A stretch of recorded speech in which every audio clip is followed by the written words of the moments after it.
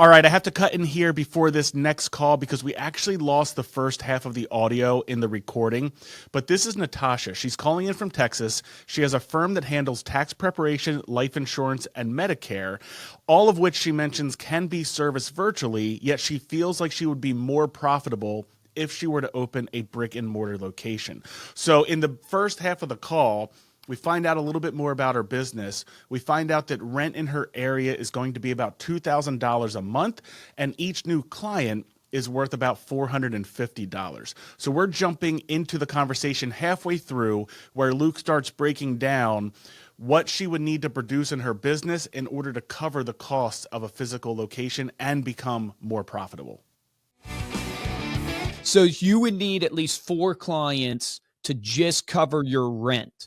So you would have to assume that you're losing 48 deals minimum a year just to cover your rent expense. Now, that's not utilities. That's not everything else that's involved in an office, right? Cleaning and, all the other stuff that comes with it. So that's my question to you. Do you think you're losing 48 deals?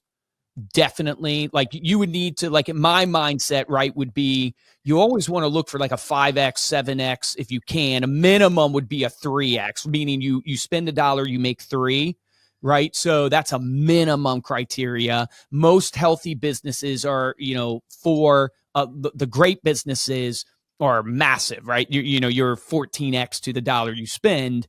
So my question to you would be, do you think, so let's just do the 4, do you think you would get 192 new clients because you have a physical location? Over the year?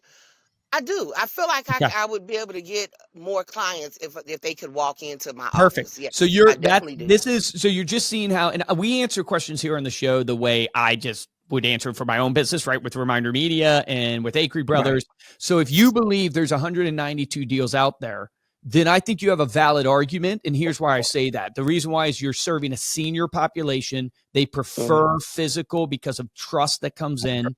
Right. The rent, $2,000 a month, is really not that high. That was a lot lower than what I thought it would be. So that's fantastic. And it's not that many clients you need to break even. And there's a lot of intangibles that you will definitely get if you pick the right location, because location is everything in real estate. Yep. And so what I would encourage you to do, my game plan would be, is there any way you can test it? Is there any way you can not have to go full in and test? Maybe for open enrollment season, you do a sublease for open enrollment season.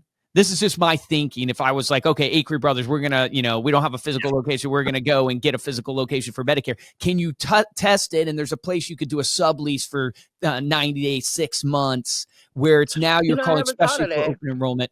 And that way you don't have to go all the way in, but you can test your theory.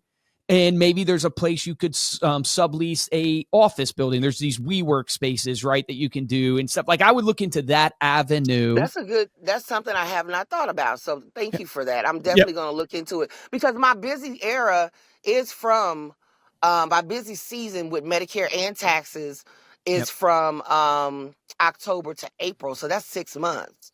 So yeah, I need to see if maybe I can find somewhere I can maybe you can sublease or partner up with somebody that could feed you business. Maybe a real estate office like Acre Brothers, right? They have extra rooms and they have people coming in and going, and you can go to them that has the space and say, hey, I'll pay you $300 a month to be in there. But the only thing there that you have to be careful of is signage is really important to you, right? And being out in the community, you just don't need a room.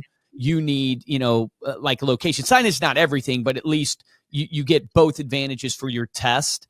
And then the other thing I would think about for you is that, hey, sit down and it's the mundane work of business that few people do, but it is so important. You don't just have rent, you have utilities, you have cleaners, do you need a receptionist or not? Like there's things that a physical location makes you bring to the table that maybe is, more expensive than you're thinking. And then you just got to do the math of how many clients you need to break even. And then here's the big question that I'll end with, and we'll let you go, is then look at that money spend and go, if I just took this money spend and put it into the marketing of what I'm currently doing, right? One is you got no defocused. So now you're not focused on two things. There's a massive gain in that. Now you don't have to worry about two things. You're still doubling down on what you're doing well. And so I would just like, my question would be is, and this, Steve and I talk about this all the time when we're trying to get into new ventures.